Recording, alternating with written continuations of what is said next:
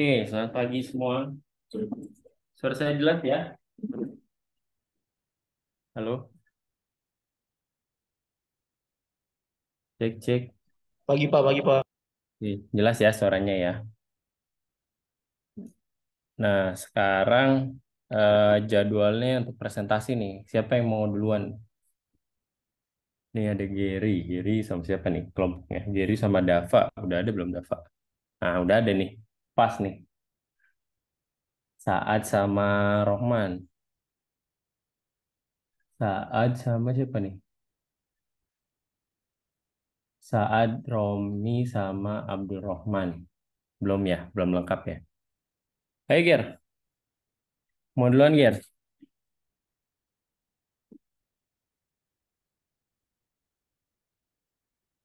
Giri sama Dava, yuk silahkan. Kita hari ini presentasi dari tugas yang kemarin ya. Kan udah dibagi tuh kelompoknya. Nah sekarang eh giliran kalian yang presentasi. Kita diskusi.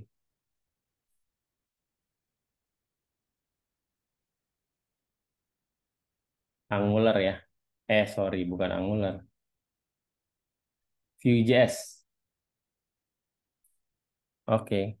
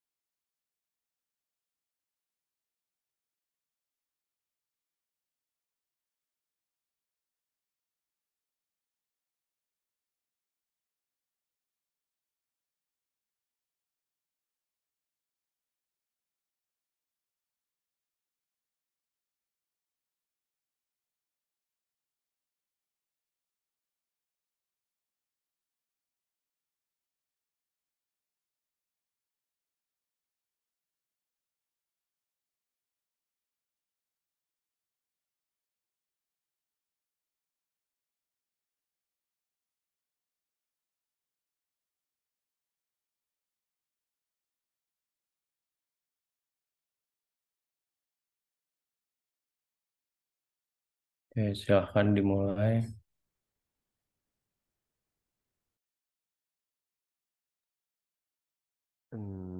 Assalamualaikum warahmatullahi wabarakatuh. Waalaikumsalam.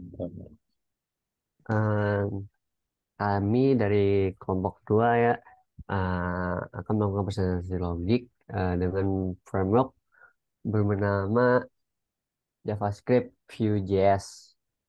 Oh ya Kelompok sebentar. kami, Sebelum mulai, kalian bisa open cam nggak? Yang presentasi aja deh, jadi nanti ganti-gantian. sebentar dulu Pak, ada Oke. Nah, di kameranya mana on. ya? Eh, Sebentar.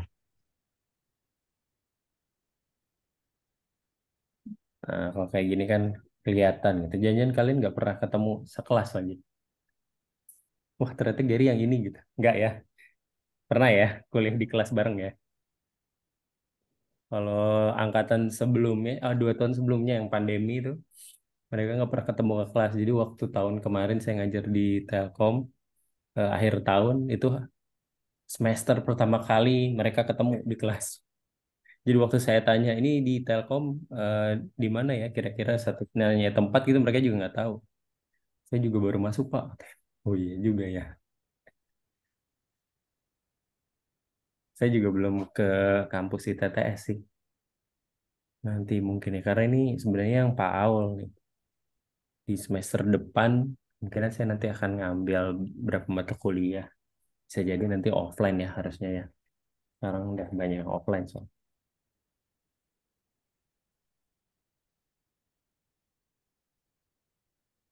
Gimana Dava? Wah, jangan beli dulu nih ke ITC, masih tutup.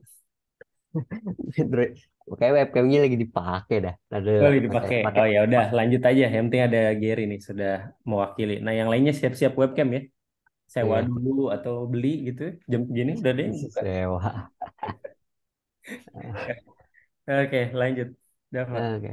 Eh, jadi kelompok dua ini terdiri dari Dava Fezi dan Aknaf, yaitu aku dan Gary Lodowik Putra Saban. Kita akan memulai dengan arsitektur dari Vue.js. Arsitektur Vue.js menggunakan pendekatan model view, atau view model, MVVM yang memisahkan tugas-tugas pada aplikasi web menjadi tiga bagian utama, yaitu model, view, view model.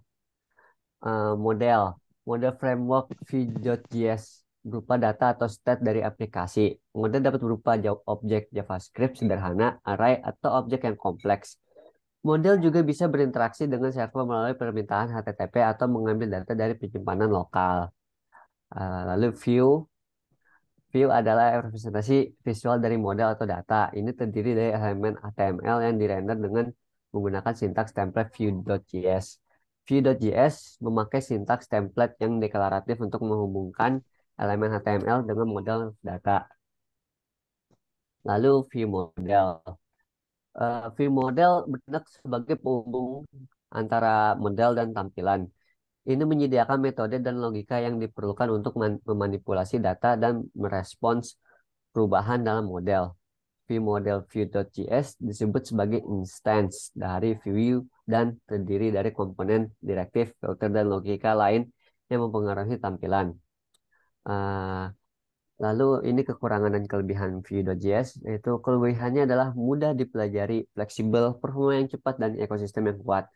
Tapi kekurangannya adalah tidak terlalu populer dikarenakan Angular dan kalau nggak salah satu lagi aku lupa itu lebih populer sehingga Vue.js jarang dipakai. Lalu perannya file yang sangat besar dikarenakan Vue.js selalu diupdate sehingga filenya selalu besar. Lalu kurangnya alat bawaan. Lalu untuk direktif dasar sendiri bisa dijelasin. Masih mute kayaknya Gary. Kecil banget suaranya. Di saya nggak kedengeran banget. Tes tes, dengar nggak Pak? Oke, sip. Nah, Oke. Direksi dasar Vue.js. Direksi dasarnya itu VBean tuh fungsinya mengikat nilai dari properti Vue.js ke atribut HTML.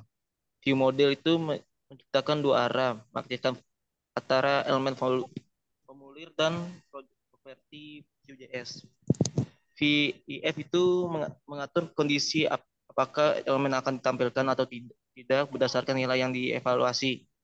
VShow itu fungsinya mengubah properti CSS display elemen untuk menunjukkan atau menyembunyikan elemen berdasarkan kondisi. V4 itu mengulangi elemen HTML berdasarkan array atau objek dalam model data. Teks itu mengganti isi teks dari elemen HTML dengan nilai dari model data atau Vue.js. Dan ini untuk service dan fiturnya ya. Struktur komponen Vue.js memanfaatkan struktur komponen memungkinkan mengembangkan membagi UI mereka menjadi komponen yang lebih kecil dan dikelola dengan baik. Direktifnya itu Vue.js menyediakan direktif built-in seperti VueIf, V4, dan VBean yang memungkinkan pengembangan untuk memanipulasi DOM itu perilaku komponen dengan mudah. Reaktif data binding itu Vue.js menggunakan pendekatan mengikatkan data reaktif yang beraktif bahwa berubah data secara otomatis memperbarui tampilan terkait. Virtual DOM itu Vue.js menggunakan DOM virtual yang kuat untuk mempercepat perbaruan layar. DOM virtual itu memungkinkan Vue.js melacak perubahan komponen dan hanya memperbarui bagian yang diperlukan. Dan ini animasi dan transisinya Vue.js menyediakan dukungan bawaan untuk animasi dan transisi CSS. State management itu Vue.js menggunakan Vuex, pustaka manajemen status yang terintegrasi dengan Vue.js. Vuex itu menyediakan mekanisme untuk mengatur, menyimpan, mengakses atau status aplikasi secara global.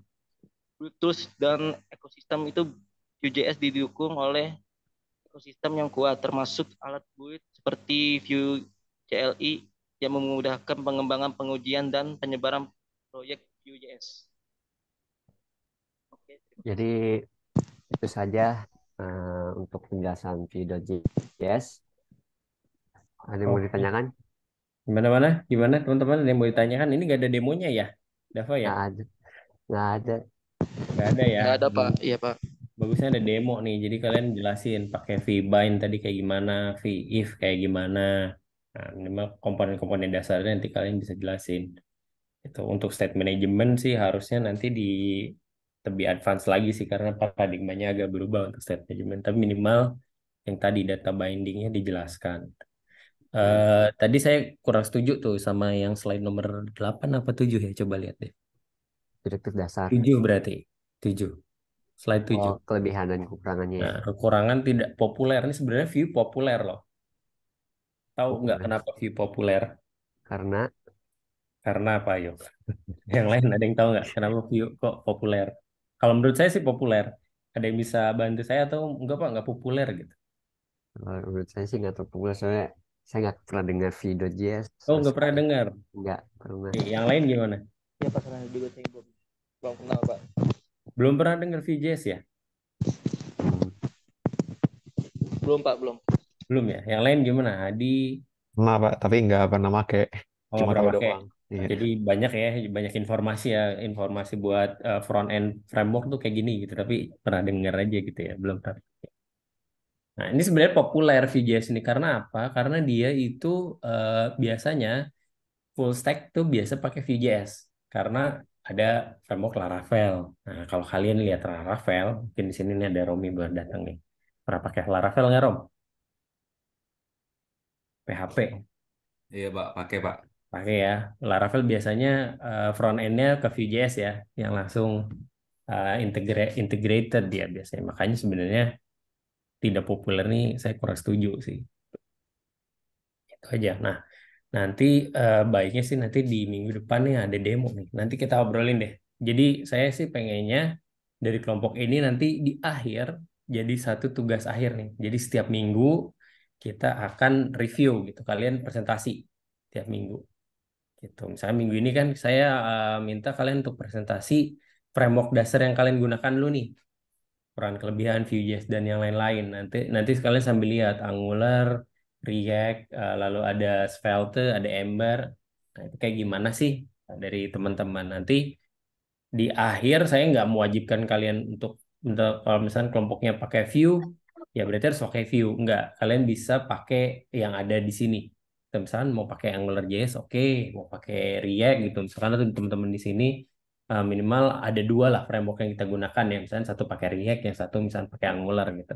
Ini kan ada 5 ya. Nanti bisa dibagi dua. Jadi kalian bisa kerja kelompoknya berdasarkan teknisnya, bisa bareng-bareng, tapi idenya masing-masing. Kalian mau bikin apa dari si aplikasi yang nanti akan digunakan. Untuk di tugas akhir ya, nanti UASnya sih saya penilainya di tugas akhir aja. Kita bikin satu apps lah, kayak gitu. Oke, yang lain ada pertanyaan nggak sebelum kita lanjut?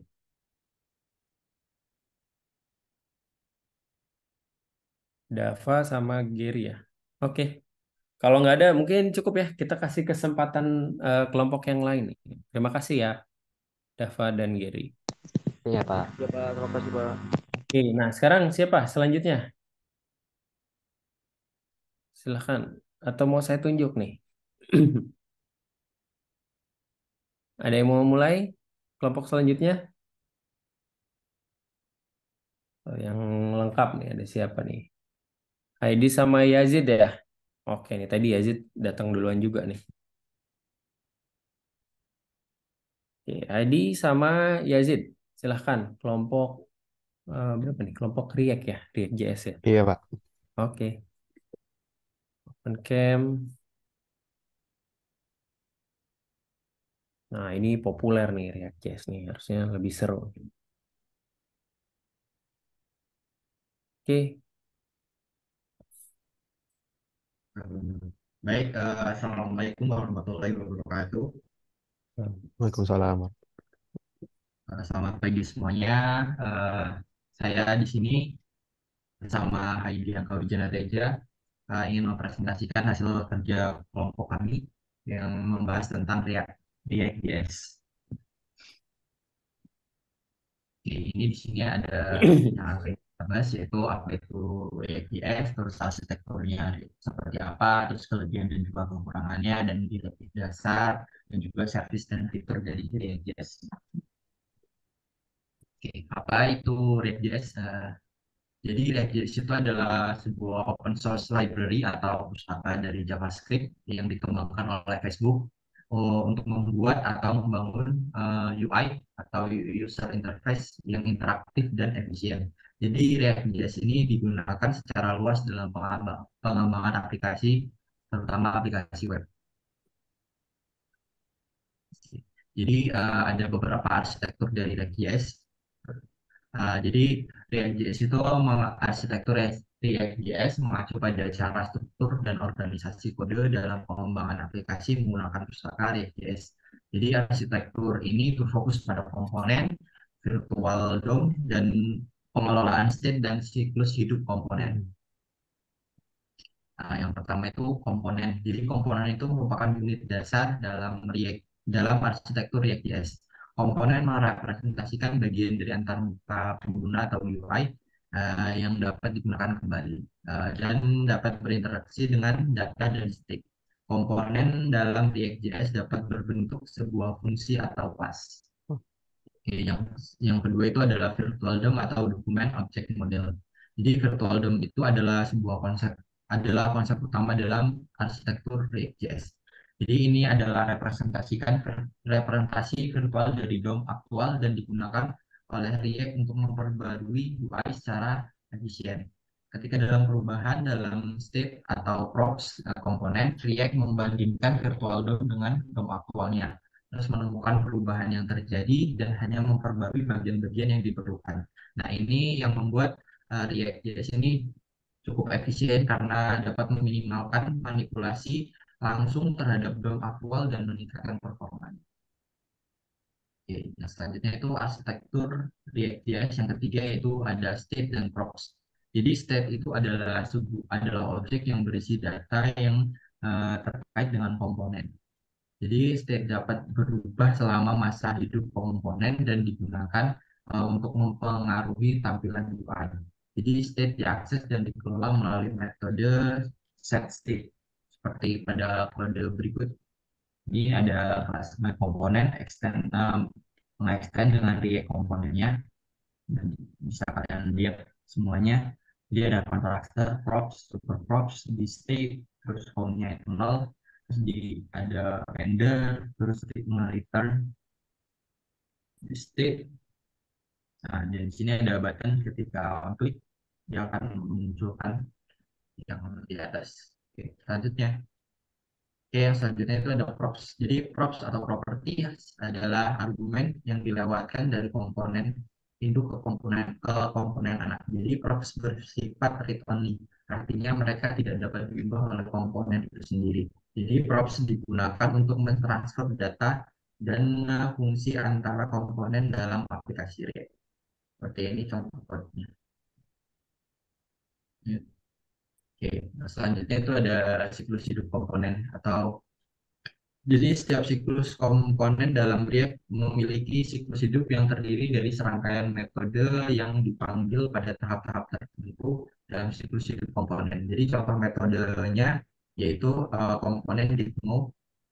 Demo itu dipanggil setelah komponen selesai di-render di DOM. Terus komponen update itu dipanggil setelah pembaruan komponen selesai. Yang selanjutnya itu komponen will unknown itu dipanggil sebelum komponen dihapus dari DOM. Nah, jadi metode siklus ini memungkinkan pengembang untuk mengontrol perilaku komponen pada setiap tahap, seperti membuat data awal, memberdasarkan sumber daya, dan berinteraksi dengan perpustakaan eksternal. Oke, nah berikut kelebihan dan kekurangan dari React.js. Oke, yang kelebihan yang pertama itu adalah efisiensi dan performanya yang tinggi. Eh, Terus yang kedua itu adalah modularitas dan reusabilitas. Terus yang ketiga itu adalah pengembangan satwa atau unidirectional development. Terus yang terakhir atau yang keempat itu adalah komunitas dan ekosistem yang kuat karena saat ini banyak yang menggunakan React.js. Terus yang selanjutnya itu adalah untuk kekurangan, yaitu pembelajaran awal yang curam. Ini karena cukup cukup kompleks lah untuk mempelajari React.js ini. Terus yang kedua itu kekurangannya panduan resmi. Jadi buat nyari tutorial atau ini belum belum terlalu banyak meskipun komunitas dan ekosistemnya itu yang itu kuat.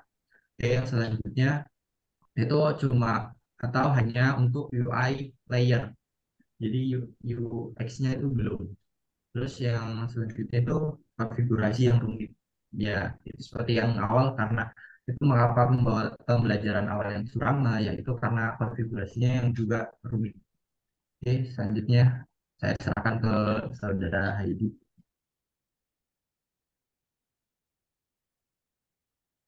Masih mute kayaknya, ID.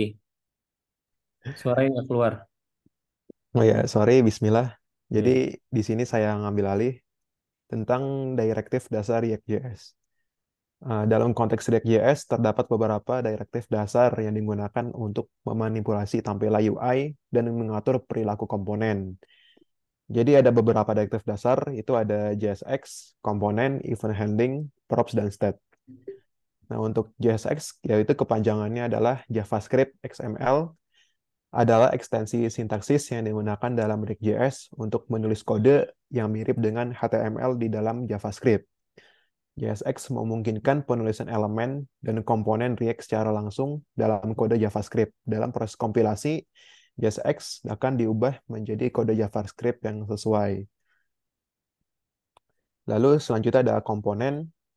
Komponen itu adalah unit dasar dalam React.js yang merepresentasikan bagian dari antarmuka pengguna. Komponen dapat dibuat sebagai function atau class. Komponen menggabungkan tampilan UI elemen JSX dengan logika bisnis yang terkait. Ini ada contohnya, yang ini buat function, terus yang ini sebelahnya untuk class. Dan untuk setelahnya ada event handling. Event handling dalam React.js memungkinkan respons terhadap interaksi pengguna, seperti mengklik tombol atau memasukkan data ke dalam formulir. Event handler dapat ditambahkan ke elemen JSX menggunakan sintaks JavaScript pada atribut HTML, seperti onClick, onChange, atau onSubmit. Lalu selanjutnya ada props atau properties, itu argumen dilewatkan dari komponen induk ke komponen anak. Props digunakan untuk mentransfer data dari satu komponen ke komponen lainnya. Komponen anak menerima props sebagai argumen, terus menggunakan props tersebut ke dalam JSX mereka. Nah, di sini ada contohnya juga. Lalu selanjutnya ada state. State itu objek yang berisi data yang terkait dengan komponen dan dapat berubah selama masa hidup komponen. State digunakan untuk mempengaruhi tampilan UI dan dikelola menggunakan metode setState. Perubahan state akan menyebabkan pembaruan komponen dan rendering UI. Lalu yang terakhir ada service dan fitur React.js. Jadi dalam konteks React.js, tidak ada konsep yang disebut service secara khusus. Namun terdapat fitur dan konsep yang dianggap sebagai fitur dalam React.js yang membantu dalam pengembangan aplikasi web. Di sini contoh-contohnya, ada yang pertama ada komponen dan reusabilitas. Komponen itu elemen dasar dalam React.js yang memungkinkan pengembang untuk membagi antarmuka pengguna menjadi bagian-bagian yang terpisah dan dapat digunakan kembali. Dengan menggunakan komponen, pengembang dapat membangun antarmuka yang modular, memisahkan logika dan tampilan, dan dengan mudah menggabungkan komponen-komponen tersebut untuk membangun aplikasi yang kompleks. Yang kedua ada Virtual DOM. React.js menggunakan Virtual DOM untuk mengoptimalkan pembaruan tampilan UI. Virtual DOM adalah representasi virtual dari DOM aktual yang memungkinkan React.js untuk membandingkan perubahan yang terjadi pada tampilan dan hanya memperbarui bagian-bagian yang diperlukan. Ini mengurangi jumlah manipulasi langsung terhadap DOM aktual sehingga meningkatkan performa akurasi aplikasi. Lalu yang ketiga ada state dan lifecycle methods. React.js memungkinkan pengembang untuk menggunakan state dan komponen yang merupakan objek yang berisi data yang terkait dengan komponen tersebut. Dengan menggunakan state, pengembang dapat mengatur dan mengolah data yang berubah sepanjang siklus hidup komponen. React.js menyediakan metode siklus hidup seperti komponen did mount, komponen did update, dan komponen will unmount, yang memungkinkan pengembang untuk mengontrol perilaku komponen pada berbagai tahap siklus hidupnya. Lalu yang keempat ada JavaScript XML atau JSX. Itu ekstensi sintaksis yang digunakan React.js untuk menulis kode yang mirip dengan HTML di dalam JavaScript. JSX memungkinkan pengembang untuk menulis tampilan UI dengan menggunakan elemen dan komponen React secara langsung, membuat kode lebih dekat dengan struktur tampilan yang akan dihasilkan. Lalu selanjutnya yang kelima itu ada routing. Ini meskipun tidak termasuk dalam inti React.js, pustaka seperti React Router memungkinkan pengembang untuk mengatur navigasi antara halaman atau komponen dalam aplikasi React. Fitur ini sangat penting dalam membangun aplikasi web multi-page yang kompleks dan berbagai halaman yang berbeda. Lalu yang keenam ada state management. Untuk mengelola state yang kompleks dalam aplikasi React.js, pengembang sering menggunakan pustaka state management seperti Redux, MobX, atau Context API. Fitur ini membantu pengembang dalam mengatur dan menyimpan state aplikasi secara global, memfasilitasi komunikasi antara komponen, dan memudahkan pengolahan state yang kompleks. Oke, mungkin itu dari kelompok kami. Terima kasih sudah menyimak. Assalamualaikum warahmatullahi wabarakatuh. Waalaikumsalam. Ada pertanyaan yang lain nggak dari teman-teman yang lain? Dava, misalkan tadi yang udah presentasi. Saya mau nanya masalah ini aja sih, mau komentari yang tadi kelebihan dan kekurangan balik lagi. Oke, nah, ini kekurangannya pembelajaran awal yang curam tuh maksudnya learning curve ya. Jadi tingkat pembelajarannya sulit gitu. Kalau saya pikir sih, nah, susut banget sih, medium lah. Nah, yang nomor dua ini kurangnya panduan resmi. Ini udah banyak banget sih sebetulnya. Kalau kalian nyari React.js gitu ya, tutorial. Terus misalkan dari official pun ya, itu ada bahasa Indonesianya juga. Nah, sempat dilihat nggak kemarin Yazid? React.js official documentation. Nah, itu dia nyediain Iya pakai sih Pak, bahasa udah Indonesia. lihat cuma karena itu kurang karena kurang banyak aja Pak sumbernya Kurang gitu. Jadi banyak. iya jadi masih kurang lah. Oke, nah itu sebenarnya udah banyak nih. Jadi sebetulnya yang digunakan sekarang sih yang banyak di antara ini React, Vue, sama satu lagi si ini Angular nanti akan kita lihat. Nah, saya baru ingat ada satu lagi sih yang kurang di dua presentasi yang tadi ya. Mungkin nanti dibahas di minggu depan terkait dengan state management. Nah, ini kan kalau state management tadi di sini pakai state biasa ya, komponen dari life cycle, will unknown, did unknown gitu ya. Nah, di React itu dia punya namanya Redux, RUD, eh REDUX, React Redux. Sama di Vue itu ada Vuex. Ini saya belum lihat dari dua presentasi ini sebetulnya gimana secara konsep gitu ya kita pakai front end. Karena kalau ada front end itu beda kayak kita coding biasa HTML, coding biasa misalkan pakai PHP gitu ya. Karena dia per komponen, jadi top down levelnya. Nah, jadi antara satu komponen yang ada di kiri dan di kanan, misalnya beda fitur. Nah, ini belum tentu nggak akan bisa ngobrol nih. Nggak akan bisa tuker-tukeran parameter gitu. Misalnya saya punya satu komponen ini untuk polling. Nah, satu komponen ini saya punya untuk shopping cart misalkan. Nah, kalau dia nggak pakai state management, kayak tadi pakai Redux atau pakai Vuex namanya, Vue tambah X. Nah, dia nggak akan bisa tuker-tukeran. Nah, yang menampung itu nanti di state management. Itu sih. Nanti saya akan rangkum dari sini di minggu depan untuk lanjutan ya. Lanjutan selain nanti kalian minggu depan bikin satu direktifnya ini tadi direktifnya belum kelihatan juga ya di sini baru beberapa eh, apa tadi komponen aja life cycle. Nah, nanti ditunjukin aja, dibikin satu demo. Salah satunya nanti ada buat penulisan ide juga. Jadi kita akan mulai membuat satu aplikasi. Oke, saya rasa cukup ya kalau nggak ada pertanyaan. Eh, Terima kasih Heidi sama siapa tadi Said ya. Yazid. Oke. Selanjutnya, ada yang mengajukan diri atau saya tunjuk? Udah ada siapa nih?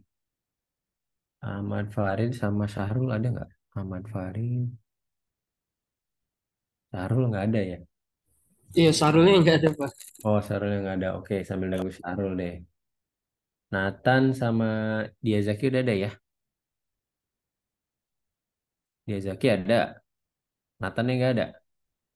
Nathannya belum gabung, Pak. Nathannya belum ada. Terus kelompoknya Romi sendiri ya, Rom? Nggak ada juga nih.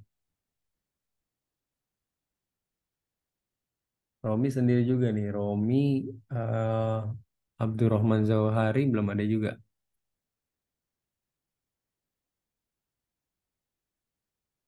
Abdurrahman Zawahari sama Saad. Saad ada nggak Saad? Nggak ada ya. Oke, eh gimana ya? Lanjut aja mungkin ya. Di sini yang ada nih Ahmad Farid. Ayo, Rid. Ahmad apa Farid nih? Farid kali ini huruf A-nya gede soalnya. Silakan Rid, Iya, presentasi. kenapa? Lanjut aja ya. Kalau nggak sambil di WhatsApp gitu, Pak Iznya. Mungkin yang lain dulu ya, Pak. Saya mau ngubungin Pak Is dulu, Pak. Siapa dong? Yang lain Nathan Bang Diza. Romi itu biasa udah siap, Pak. Ayo Rom, gimana Rom? Yang lain dulu, Pak. Wah, lempar-lemparan nih. Yang lain tinggal dia Zaki doang nih. Gimana Zaki? Sama, Pak. Saya lagi hubungin Nathan dulu, Pak. Waduh, jadi kalau gitu kalian presentasi barengan tiga-tiganya gimana? Saya tunggu berapa menit ya? 5 menit lah ya. Kalau 5 menit masih belum ada respon, langsung dimulai aja nih. Kalau di layar saya di bawah nih tiga-tiganya. Ahmad, dia Zaki sama Romi nih. Sederetan yang belum. Oke, ada pertanyaan nggak? Kira-kira nih, sambil ngobrol aja di misalnya di luar ini atau terkait dengan tugas ke depan atau gimana? Iya Pak, buat ini tugas UASnya gimana Pak nanti Pak? Kira-kira. Gimana gimana? Tugas apa? Buat tugas UASnya. Oh, UASnya. Iya, jadi UASnya nanti kita bikin satu aplikasi web pakai teknologi front-end ini. Makanya nanti di minggu depan kita akan coba bikin tugas kalian nanti untuk minggu depan itu bikin project ideation. Jadi kalian bikin satu ide mau bikin aplikasi apa. Hmm, baru Di belum ini kan Pak, maksudnya kayak gagasannya aja dulu, Ya, belum belum. coding. Kita belum coding. Kita belum coding. Codingnya Oke. justru nambahin yang sekarang. Karena sekarang nggak ada demo nih. Kalian bikin ya. Kalian udah ada demo nih dari frameworknya. Nah, kalian bikin demonya minimal CRUD-nya lah gimana. Dan nanti Baik Pak. ditunjukin di kelas. Tuh, jadi minggu depan kita mulai bikin project ideation dulu nih. Kalian bikin draftnya. Idenya mau bikin apa gitu. Nanti fitur-fiturnya seperti apa. Itu nanti presentasikan di kelas. Oke, baik. Kita bisa sambilnya. Oke. Nah, ini datang nih. Sahrul nih. Syahrul Faiz sama Farid Raihan. Nah, oke nih, lengkap nih. Ayo, Rul, Farid. Iya, iya, Pak. Datang-datang langsung presentasi. Kaget ya, Rul ya. Apa ini? Saya Is, izin buka laptop dulu, Pak. Oh, masih belum buka laptop. Ya udah, nggak apa-apa. Langsung aja berarti Farid aja dulu di itu, dibuka. Open cam ya, yang presentasi. Oke, open cam dong. oke, Pak.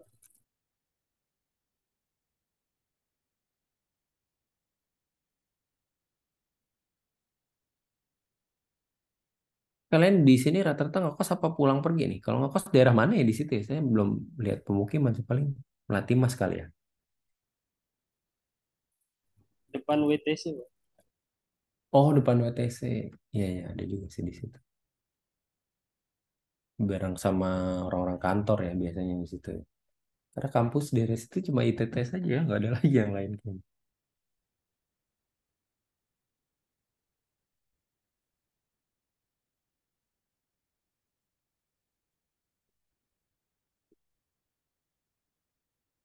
Yuk, kita masih ada dua kelompok lagi nih, Angular sama Svelte. Nah, Svelte juga lumayan banyak nih dipakai, tapi nggak se-mainstream React sama Vue. Itu Angular sih. Yang lagi populer sih sekarang React sih. Di mana-mana kalau kalian mau nyari lowongan kerja gitu, React, React. Angular malah agak jarang ya sekarang saya lihat.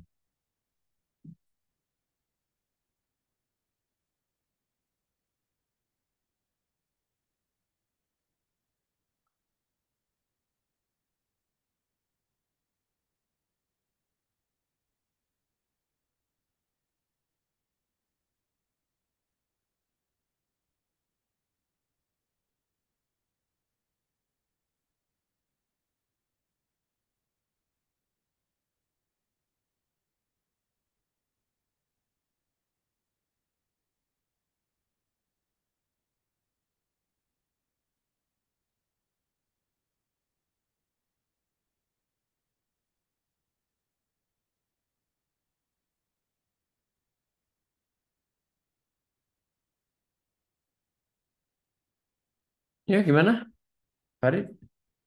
Sarul? Atau yang lain mau mulai duluan? Ya Pak, ini lagi loading Pak. Agak Oke, lambat search itunya, buka PPT. oke, Oh iya oke. Pak, pengen nanya nih Pak. Ya, gimana, Edi? Iya kan saya bukan di web development kan Pak. Hmm. Nah itu emang bisa gak sih kita apa campur-campur gitu library-nya. Misalkan kita pakai React, terus kita juga pakai Angular misalkan. Oh, nggak bisa sih. Jadi nanti bakal complicated banget karena dia di satu framework ya ibaratnya. Kalau kita gabungin sama framework yang lain, banyak eh, komponen atau function yang bentrok nanti nggak akan bisa Hmm. kepake gitu. Yang ada bisa misalkan kalian pakai bahasa programan PHP misalkan ya atau pakai Golang. Nah, kalian bisa tuh untuk front end-nya pakai React gitu. Atau digabungin sama jQuery gitu. Nah, itu masih mungkin. Tapi untuk React dicampur sama Angular sih nggak memungkinkan sih. Jadi backend-nya masih bisa campur Pak. Misalkan kayak PHP pakai Django gitu. Bisa, Oh bisa. bisa. Kalau kalau Django sampai apa kan tuh backend ya. Iya. Kamu mau pakai Django terus depannya pakai React, pakai Angular, pakai Vue itu bisa. Oke Pak. Gitu. Ya, intinya kita mikirnya untuk front end-nya untuk tampilan gitu. Nah, itu dipisahkan di back end-nya pakai API. Nah, Django Hmm. berarti pakainya apa ya kalau API ya? Django API ya kalau nggak salah ya. Ada sendiri untuk frameworknya. Kalau PHP banyak lah untuk backend. Oke, Pak. Terima kasih Pak. Ya,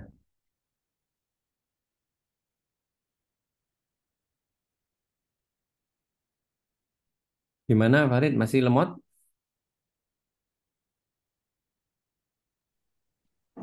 Saya izin share screen, Pak. Atau dari Sahrul bisa ini kali bisa gantian share screen dari Sahrul. Yang lainnya sambil disiapin ya. Jadi mereka giliran presentasi langsung share screen gitu.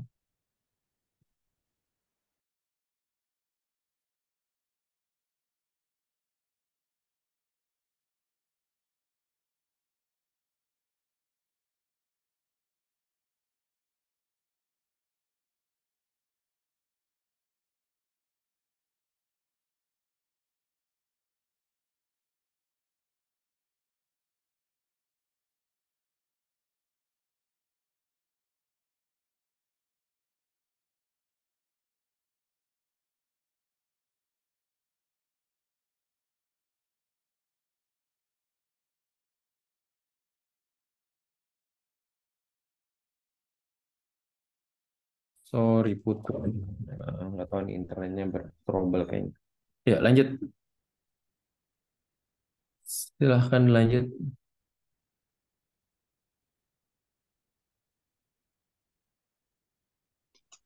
Oke, baik.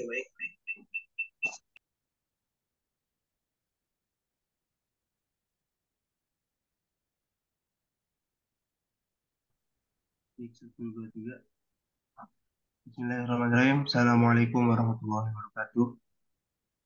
Waalaikumsalam. Insya Allah kami di sini akan mempresentasikan mengenai Ember.js yang mungkin cukup kurang familiar ya di telinga kita bersama.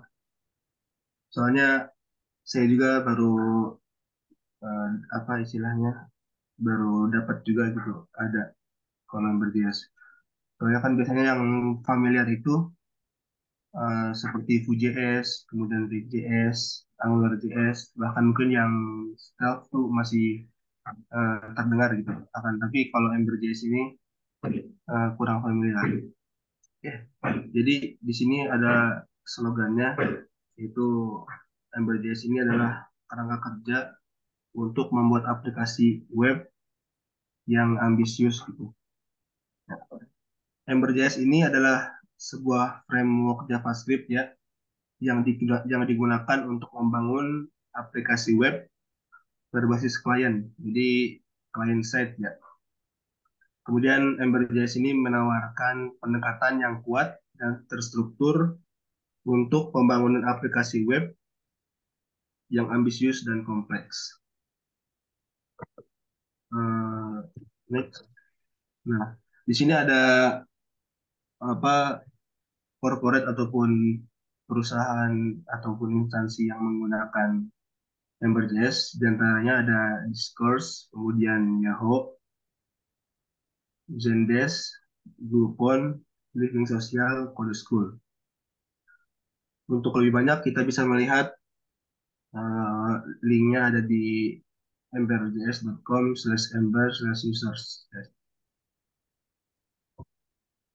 Kemudian Ember.js apa ya, what ya kalau di bahasa Inggrisnya. Ember.js ini merupakan JavaScript bagian depan aplikasi web kerangka gitu ya. Kemudian Ember.js juga menawarkan sistem MVC ataupun model view controller. Ember.js ini digunakan untuk menulis aplikasi web front end yang kompleks itu. Jadi model view controller itu merupakan ya istilahnya cukup familiar ya bagi kalangan front end karena biasanya banyak gitu framework yang menggunakan sistem model MVC gitu. Jadi seperti misalnya JavaScript seperti Laravel gitu yang saya ketahui, Laravel juga menggunakan sistem MVC gitu, model view controller. Jadi ada modelnya, misalnya membuat model uang gitu, kemudian membuat view-nya eh, di memakai Blade misalnya Blade PHP, kemudian ada uang controller gitu. Jadi seperti itu. Dan Ember.js juga ini dirancang untuk aplikasi satu halaman gitu. Ember.js juga memberi Anda struktur, konvensi, dan cara bawaan yang terorganisir. Nah, Ember.js juga ini seperti Angular, Backbone, dan Knockout. Sekarang Ember untuk membantu membangun aplikasi ujung depan yang hebat. Dan pengembang utamanya adalah mereka ini Yehuda Katz dan Tom Dell. Kemudian saya berikan kepada saudara Fahri Rayhan.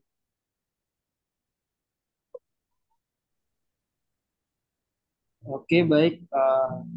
Kali ini kita bakal masuk ke bagian eh, Ember.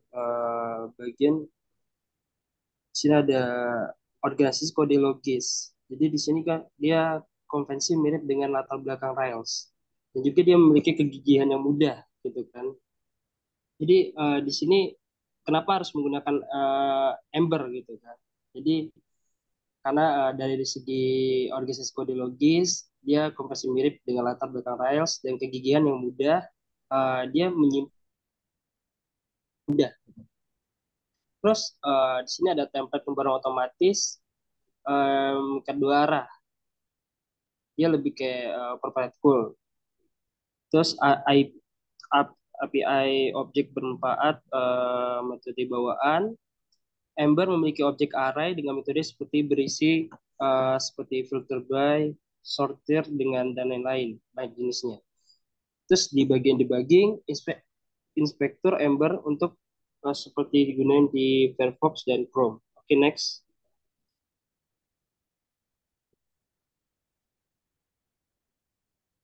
Nah, kita masuk ke dalam sejarah. Oke, udah. Di sini sejarahnya pada tahun kita bisa lihat pada tahun 1995 dia di ini ya di Netscape Introduced Client Edge Scripting Language. Jadi ke JavaScript dia. Jadi di sini dari tahun 1995, 2005 dia next masuk ke di konsep uh, into play. Terus di 2007 dia masuk ke apa nih? Sport Core Widget Library. Oke, next di 2011 dia masuk ke Ember.js front end itself from structure. Sorry, mungkin nggak kelihatan tulisannya. Oke, next dia berakhir di 2014 di Ember is country in version satu with company with Yahoo apa conference like Yahoo seperti yang kita lihat tadi di apa di slide kedua tadi dia gunain di Yahoo, Zendesk, Groupon dan Incorsate. Oke, next. Nah, ini saya bisa saudara Faiz bisa dilanjutkan. Oke, baik. Ini konsep yang sempat saya singgung di awal ya, MVC ataupun model view controller. Ya, dimana ini bisa kita lihat ya, di sini misalnya ada kita misal membuat view atau komponen. Nah, ini akan dirender menjadi template ya. Nah, itu view komponen ini bergantung daripada root dan controllernya gitu ya. Jadi kita membuat model, kemudian model tersebut akan diset oleh apa istilahnya akan diatur oleh controller gitu ya. Dan controller itu juga akan mengatur tampilan tersebut gitu ataupun view-nya gitu. Jadi ini saling berkaitan gitu.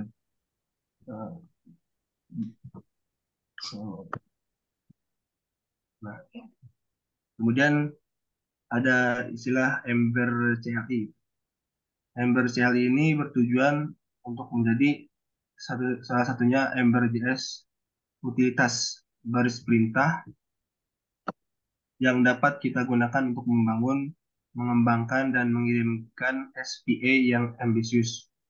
Untuk yang tidak tahu SPA ini adalah single page application gitu. Jadi satu aplikasi web di mana dia tuh satu halaman gitu. Misal contoh kita membuat website, kemudian ada navbar gitu, navigasi bar. Misalnya ada home, about, dan kontak us misalnya. Nah, untuk misalnya website yang biasa ataupun tidak menggunakan SPA, itu tuh ketika misalnya kita berpindah ke about, itu akan eh, apa istilahnya ngerender semuanya gitu. Jadi yang sebelumnya pernah dirender itu dirender lagi gitu. Dalam artian eh, istilahnya seperti boros gitu. Akan tapi kalau SPA, misalnya kita memiliki tampilan default ataupun tampilan dasarnya ada navbar, kemudian ada header, ada footer misalnya. Nah itu misalnya di home itu sudah dirender gitu. Ketika kita pindah ke about, itu kan ada tampilan juga tuh si navigasi bar, kemudian header, footer. Nah maka elemen-elemen yang pernah dirender tersebut tidak dirender lagi gitu dalam artian akan tetap seperti itu akan tapi yang dirender itu adalah tampilan utama dari about misalnya seperti itu. Kemudian ini ada apa istilahnya seperti contoh gitu brokoli jadi menarik inspirasi berat dari pipa asset trials kemudian berjalan terus di Node.js dan independen dari platform backend mencari tahu file mana yang telah berubah dan hanya membangun kembali file yang telah dimodifikasi. Aset yang didukung oleh brokoli seperti handlebars, emblem, LESS, terus SISS, Kompas, Stylus, CoffeeScript, EmberScript, JS, dan CSS yang diperkecil. Kemudian setiap proyek Ember CLI akan berisi file bernama blockfile.js hadir di akar proyek. Ini adalah file definisi dan berisi instruksi khusus untuk membangun proyek. Dalam versi terbaru Ember CLI, file diganti namanya menjadi bara min CLI min build.js. Penggunaan Ember CLI kunjung sebagai alat default untuk mengelola dependensi aplikasi kita dan memungkinkan kita mengelola dan menjaga dependensi front-end, data mutakhir, dan mudah. Penggunaan Ember CLI NPM ataupun Node Package Manager untuk mengelola dependensi internalnya. Ember CLI hadir dengan add-on keamanan konten yang menjaga dari serangan XSS. Nah, ini ada syarat-syarat untuk prepare membuat aplikasi, menyiapkan aplikasi ya. Pertama ini kita harus memiliki NPM gitu, Node Package Manager. Nah, ini bisa kita cari ya di browser ataupun di Google cara menginstal NPM bagaimana.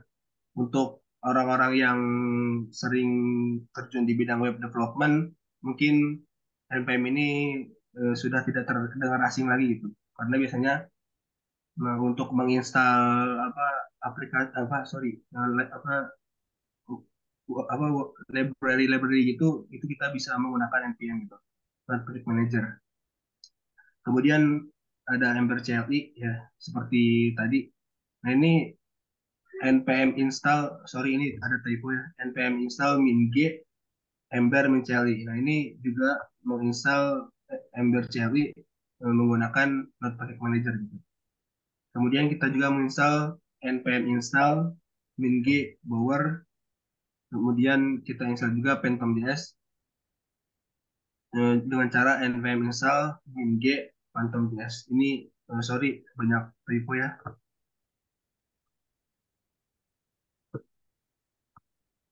Nah, ini contohnya membuat aplikasi baru. Misal membuat aplikasi baru saya pertama Ember misalnya. Nah, ini bisa kita lihat ada struktur folder yang telah dibuat oleh Ember.js ketika kita membuat aplikasi web menggunakan Ember.js. Nah, bisa kita lihat di sini ada folder app, terus ada power komponen, ada config, node module, public, test, vendor. Gitu. Nah, di sini juga di dalam app ada komponen, controller, helpers, model, routes, style, template, app.js, index.html, dan router.js. Nah, ini ada apa istilahnya yang pernah saya singgung di awal, ada model ya. Di sini model, kemudian ada controller ya, dan view-nya itu ada di index.html gitu. Tapi jangan lupa juga ada routes ya yang mengatur arah jalannya satu aplikasi web. Ini detail folder aplikasi atau komponen. Semua komponen aplikasi seperti komponen yang dapat digunakan kembali yang digunakan untuk tampilan atau model. Jadi komponen-komponen yang berpengaruh untuk tampilan gitu. Kemudian ada aplikasi pengontrol ataupun root berisi modul pengontrol aplikasi. Kemudian ada pembantu berisi semua pembantu serta untuk dilihat. Kemudian ada model, root, gaya, template, tampilan, aplikasi, router.js. Biasanya router.js ini berisi konfigurasi dari root ya. Rute yang ditentukan di sini diselesaikan dari modul yang ditentukan di app routes. Baik, selanjutnya saya berikan kembali kepada saudara Pak Hidayat.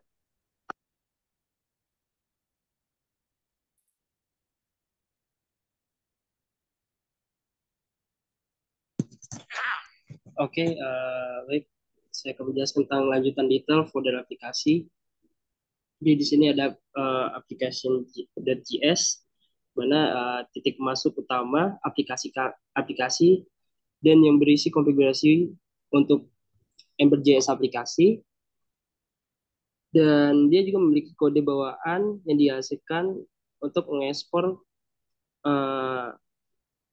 Ember.js application yang mewariskan dari Ember application class.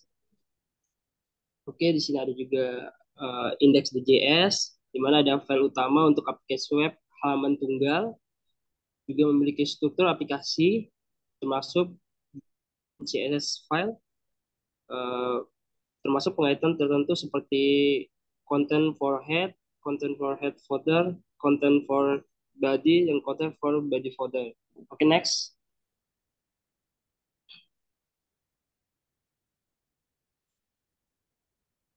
Oke, mendukung file folder. Jadi sini ada bower components, itu berisi semua dependensi yang dipasang Ember CLI melalui bower, dan komponen bower tercantum dalam bower.js on file configuration. Oke, sini ada poin kedua yaitu config atau lingkungan.js. Jadi placeholder dari konfigurasi proses aplikasi, terus mendukung konfigurasi yang berbeda untuk konfigurasi aplikasi tersebut. Secara default telah membuat konfigurasi untuk lingkungan pengembang, jadi untuk penguji. Selanjutnya ada nodes model yang berisi dependensi node yang digunakan oleh Ember CLI. Terus ada bagian public yang berisi aset yang harus disalin sebagaimana adanya kerut aplikasi terpaket. Terus ada ini, penjualan folder ini harus berisi pustaka yang tidak dapat diinstal menggunakan bower atau npm. Pustaka di vendor kemudian harus diimpor ke salur aset dengan menambahkan source file.js, terus ke Ember CLI build.js. Ada tes berisi pembantu atau penyelesaian untuk menjalankan pengujian unit dan integrasi menggunakan modul pengujian Ember. Terus ada CMD untuk uji bara atau localhost menggunakan port 4200 digunakan pada browser. Di sini ada dari klaim bara, klaim menggunakan QNIT sebagai pustaka pengujian. Oke, next.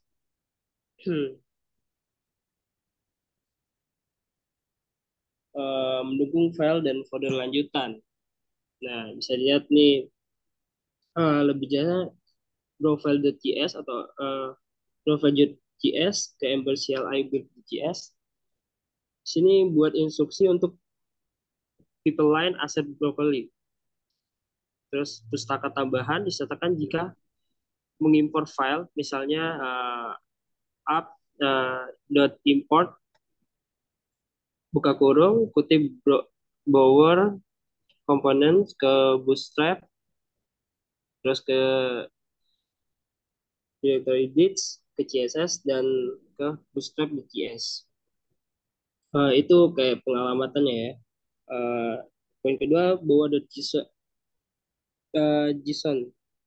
JSON file konfigurasi untuk bower dan berisi definisi aplikasi yang perlu diinstal melalui bower. Nah, poin ketiga, package JSON file konfigurasi untuk npm dan berisi berisi Node.js dependency yang dibutuhkan oleh aplikasi. Okay, next. Jadi cara menjalankan aplikasinya gini menggunakan CMD, dijalankan klik server bara, terus cara default berjalan pada port 4200. Di sini untuk pelabuhan yang berbeda, CNB server bara, strip port Sorry, saya harus 4300. potong. Ini kayak terlalu jauh ya. Maksudnya yang sebelumnya kan lebih compact ya. Ini ada 29 slide, tapi saya belum lihat direktifnya mana. Terus dia punya fitur apa aja. Servisnya seperti apa. Dan ini kayaknya kalian translate langsung ya. Ini saya barusan install nih Ember.js.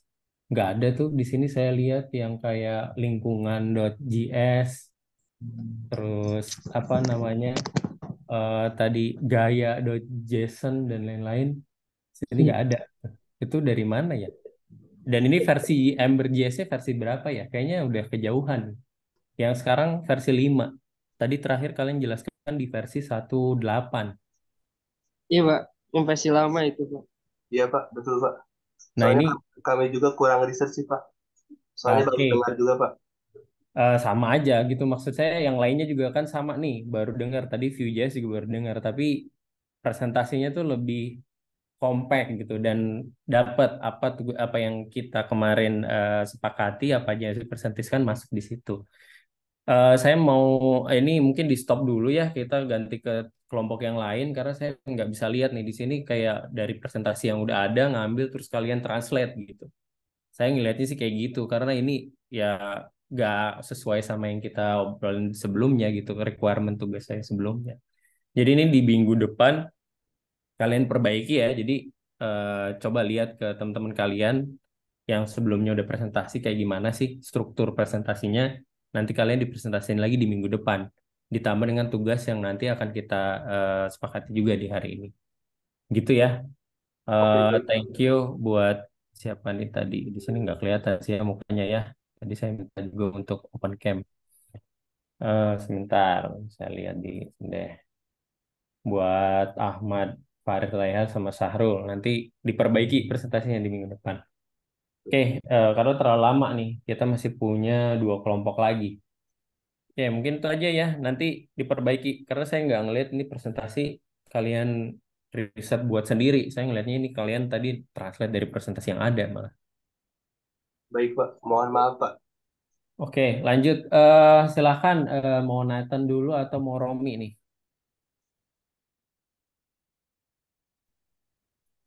Eh, Nathan dulu aja deh, Pak. Soalnya kelompok saya satu lagi belum masuk, Pak. Oh, Si belum masuk. Oke, Nathan udah dua-duanya ya. Dan Nathan sama Diazaki ya. Oh, Diazaki belum ada juga lagi. Ada nih. Oke. Yuk lanjut Nathan sama Diazaki. Jadi tadi itu tuh malah terlalu banyak gitu. Nah, ini kalau saya kasih lihat ya sambil kalian siapin.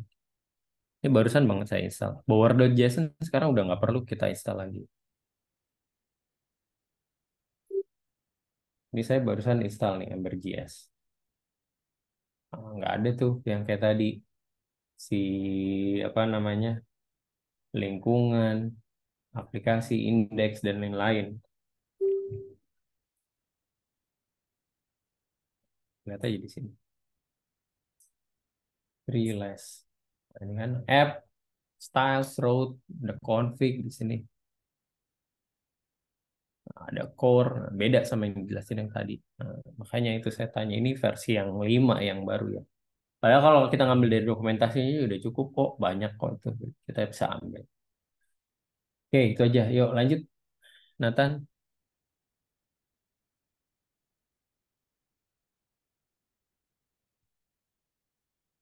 Nathan sama Diazaki, silahkan.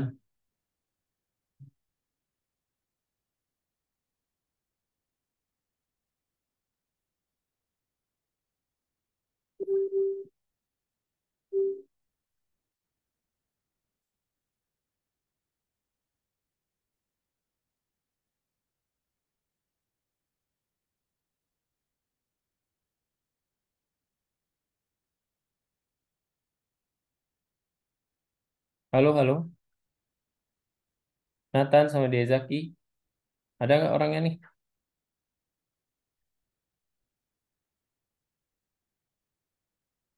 Gak keluar suaranya nih, kalian berdua.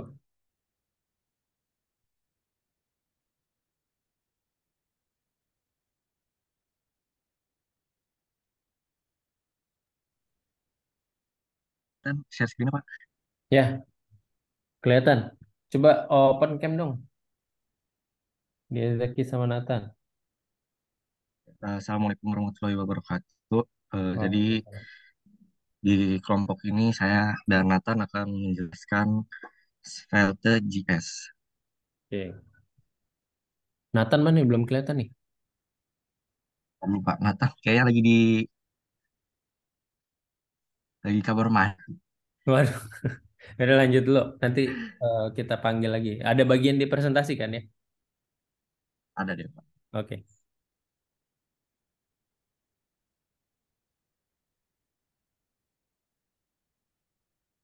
Sebentar, Pak. Agak lemot ini. Oke.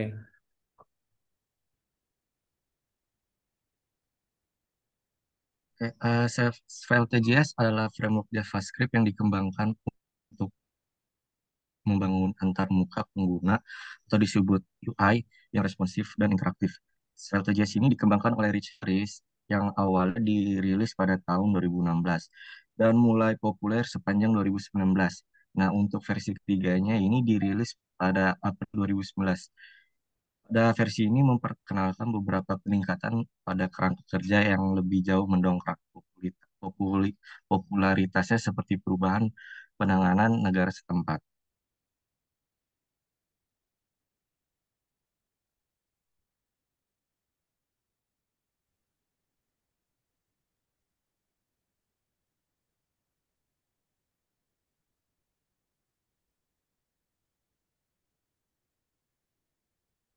Halo, halo. Ini saya yang freeze atau emang suaranya nggak keluar? Aduh, Pak, ini PowerPoint agak lemot, Pak. Oke. Jadi susah next-nya nih.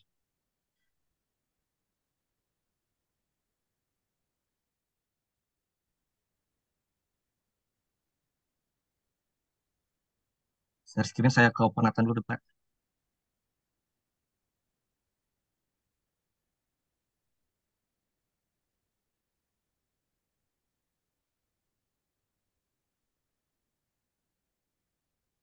Nah, ini Nathan nih. Oke, Nathan di open cam Nathan.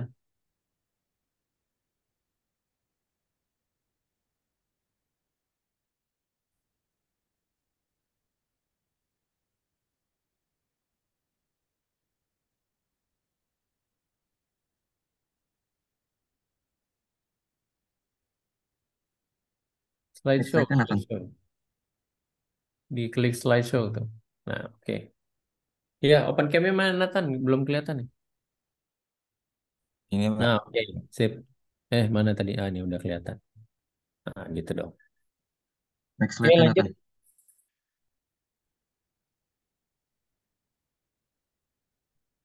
Nah, arsitektur Svelte.js ini ada tiga. Yang pertama itu ada komponen. Komponen ini memecah antar muka pengguna menjadi komponen-komponen yang terpisah dan dapat digunakan kembali. Nah, dari setiap komponen memiliki logika, tampilan, dan gaya terkait dengannya. Kompilasi salah satu fitur utama dari Svelte.js ini adalah kompilasi kode komponen. Sebelum dijalankan oleh browser, kode Svelte.js ini dikompilasi menjadi kode JavaScript biasa yang lebih efisien. Yang terakhir itu ada reaktivitas. Ini mendukung reaktivitas yang kuat.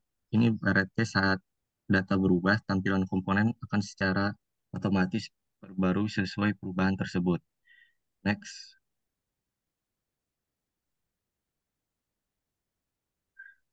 Kelebihan dan kekurangan dari Svelte.js ini. Kelebihannya itu lebih ringan dan simpel karena menggunakan library JavaScript yang sudah ada. Kinerja lebih cepat dibanding framework populer lain seperti React atau Angular. Angular kode yang minimalis sehingga proses pengembangan aplikasi lebih cepat dan kekurangannya itu ada dukungan komunitas yang minim dan belum berkembang. Terus pengembang yang tersedia masih sedikit, belum terlalu populer karena Svelte.js ini tergolong masih baru. Directives Direktif ini adalah instruksi yang diberikan kepada elemen DOM atau komponen untuk memanipulasi perilaku, tampilan, atau interaksi dalam aplikasi Svelte. Untuk materi selanjutnya akan diberi ke Nathan.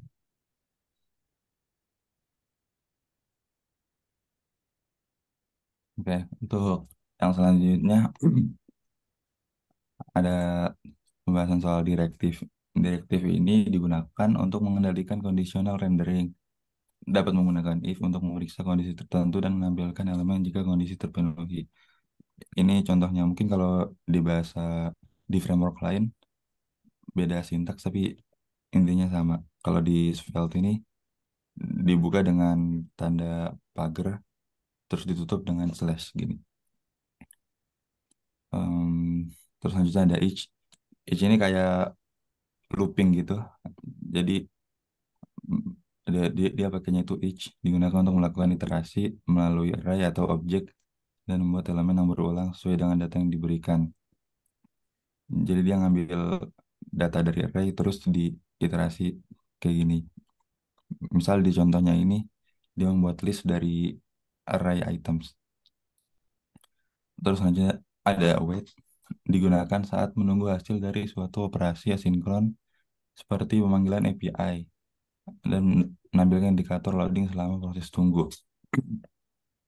Oke, jadi selama proses nunggu itu disimpan di bagian yang await ini. Terus kalau misalnya datanya udah tampil, dia masuk ke bagian yang then ini. Kalau misalnya error, dia masuknya di bagian yang catch. Terus, nah ini yang tadi juga each. Nah, terus kalau ini HTML digunakan untuk memasukkan HTML mentah ke dalam tampilan. Ini dapat berguna saat menampilkan konten yang telah diformat sebelumnya atau memasukkan konten yang berasal dari sumber eksternal. Fitur-fitur Svelte.js aktivitas yang kuat. Svelte menggunakan pendekatan kompilasi waktu pembuatan kode reaktif. Ini berarti ketika data berubah, Svelte secara otomatis menghasilkan kode JavaScript yang efisien untuk memperbarui tampilan aplikasi dan responsif. Komponen berbasis Svelte memungkinkan pengembangan aplikasi dengan pendekatan komponen berbasis. Dapat membuat komponen reusable yang dapat digunakan dan dikombinasikan dalam aplikasi. Sintaks deklaratif dari sintaks yang deklaratif dan intuitif untuk mendefinisikan perilaku komponen. Dengan ini membuat kode lebih mudah difahami. Pembuatan kode efisien. Svelte menghasilkan kode yang sangat efisien. Hal ini disebabkan oleh pendekatan kompilasi yang menghasilkan kode yang dioptimalkan untuk performa yang maksimal. Server-side rendering. Svelte mendukung rendering di sisi server yang memungkinkan untuk menghasilkan tampilan awal yang cepat dan SEO friendly. Dukungan CSS yang kuat. Svelte memiliki dukungan penuh untuk CSS dan memungkinkan untuk menggunakan preprosesor CSS seperti SCSS atau Flash. Dengan ini memudahkan pengelolaan gaya aplikasi dan membuatnya lebih modular. Untuk selanjutnya mungkin saya akan berikan contohnya ya. Oke. Menarik Bentar. nih, Svelte itu bisa server side client juga ya, ada di server side-nya juga. Kalau Ya, rata-rata yang front end JS tuh client side.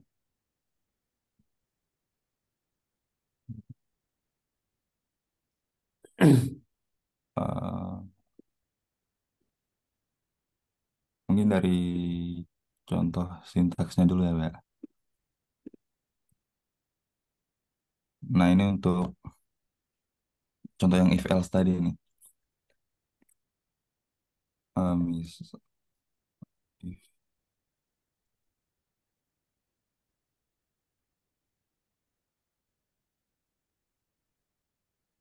Jadi hashtag itu untuk apa, Nathan?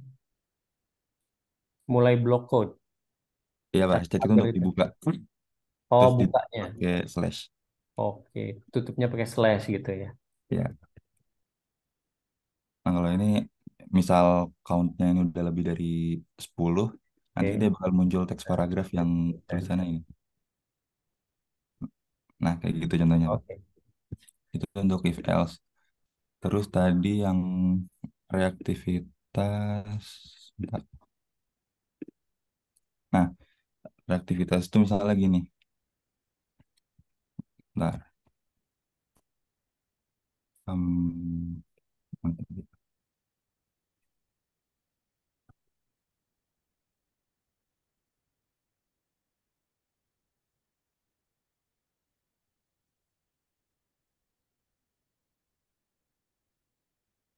hmm,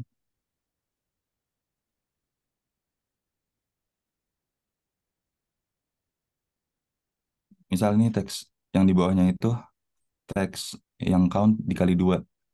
Nah, itu dia harus pakai pendeklarasian itu pakai lambang dolar sama Mm-mm. titik begini. Soalnya kalau pakai LED biasa dia nggak bakal keupdate jadi dia nggak reaktif gitu.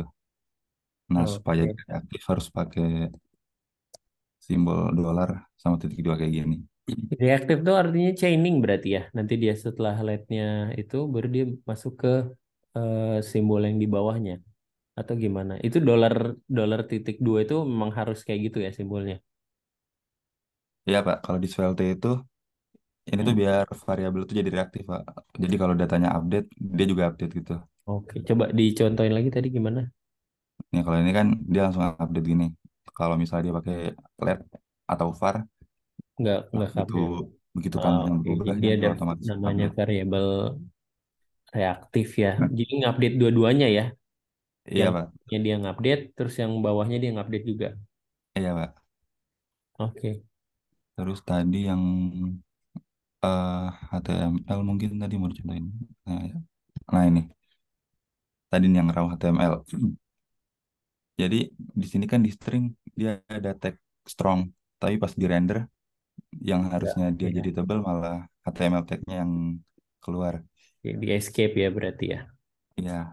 Nah kalau di Svelte itu dia Ah, pakai sintaks ini, tag. add HTML supaya ikut render gitu. Terus tadi sama yang await itu yang mana await ya? Oh ini.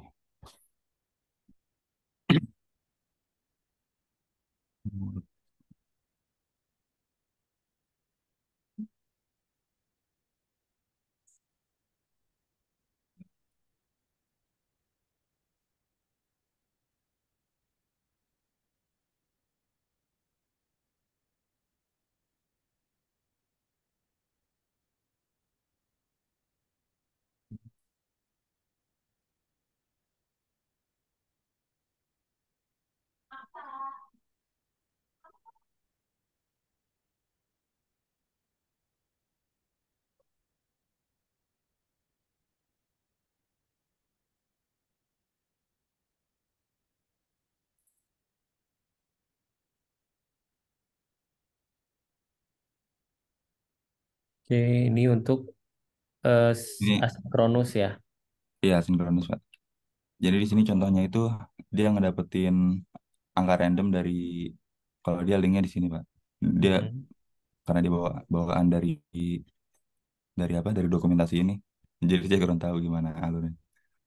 Jadi ini dia ngambil data random dari internet gitu Pak. Dari internet.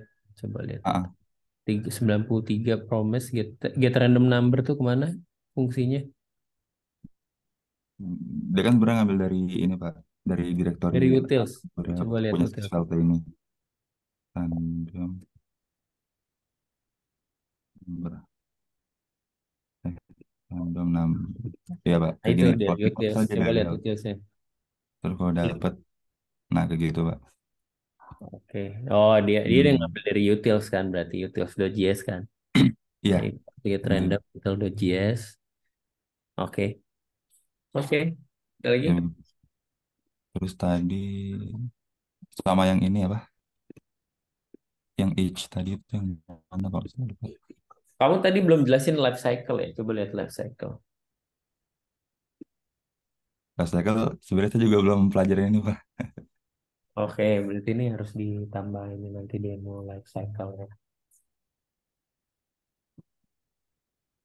Oke, kayaknya cukup ya. Thank you, Nathan Ya mungkin sama tadi ya. ya dia Zaki. Cukup nih, lumayan lah untuk ada demonya. Tapi nanti di minggu depan akan ada beberapa checklist yang kalian harus kerjakan juga. Nanti selain ini saya share. Oke, thank you, dia Zaki sama Nathan. Selanjutnya, Romi ya. Romi, Abdul sama Saad. Mana Ya Rom? Pak, Abdurrahmannya nggak bisa hari ini katanya Pak, dia ada kegiatan. Oke, lanjut aja kalau gitu. Ah, nggak minggu depan aja Pak. Ah, serius? Gak apa-apa kalau kamu minggu depan berarti kan checklistnya tambah banyak nih. Nanti kamu presentasinya lebih banyak nanti di minggu depan. Ya nggak apa-apa Pak, minggu depan aja Pak. Saya sekalian minggu depan dua presentasi. Oke, kalau gitu saya akan share untuk yang di minggu depan nih sebenarnya linknya udah ada nih di link yang kemarin ada di grup ya. Kelihatan ya? Kelihatan? Kelihatan ya? Nah, ini nanti ada beberapa checklist yang harus dikerjakan. Ini saya udah tulis dan satu yang untuk Svelte karena demo direktif tadi kurang lebih udah ada ya. Yang belum nanti demo life cycle. Nah, jadi demo ini ada dua, demo life cycle sama demo direktif. Satu lagi yang udah mengarah ke aplikasi ada CRUD dan state management ya. Jadi kalau misalnya di Vue.js ada namanya Vuex. Nah, nanti kalian jelasin. Kalau React.js ada Redux namanya yang dijelasin. Ditambahin aja di presentasi yang tadi di append gitu di belakang untuk state management, untuk CRUD jadi satu presentasi. Gitu ya. Demo juga nanti bisa disatuin. Kalau kalian bisa satuin di satu GitHub lebih bagus lagi nanti. Jadi nanti saya akan pantau di GitHub-nya.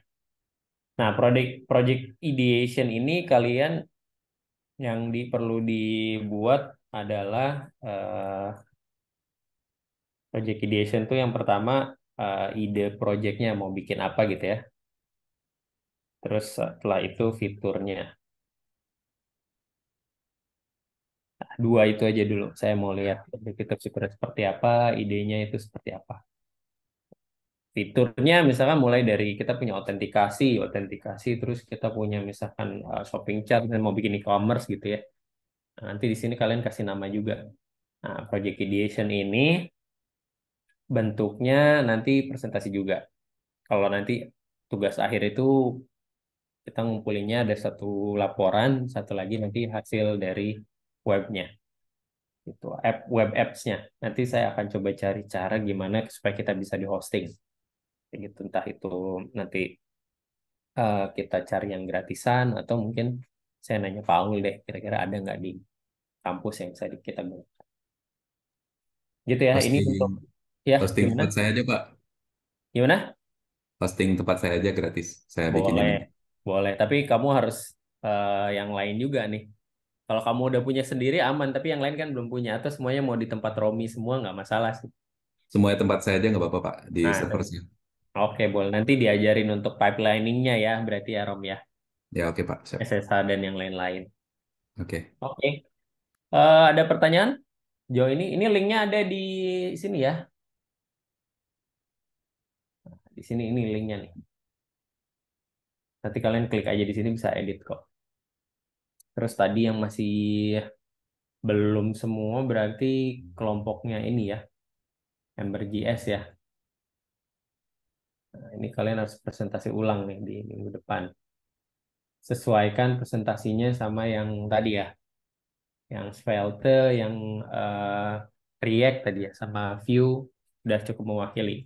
Kalian tanya aja. Berarti yang kita prioritaskan besok untuk presentasi yang pertama Ember.js, setelah itu, sorry, jangan Ember.js dulu, Romi belum presentasi. Angular dulu, Angular setelah itu baru Ember.js.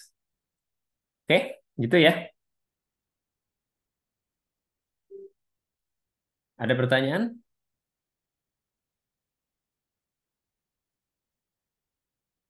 Kalau nggak ada, saya mau foto dulu untuk evidence di minggu ini. Silahkan open cam.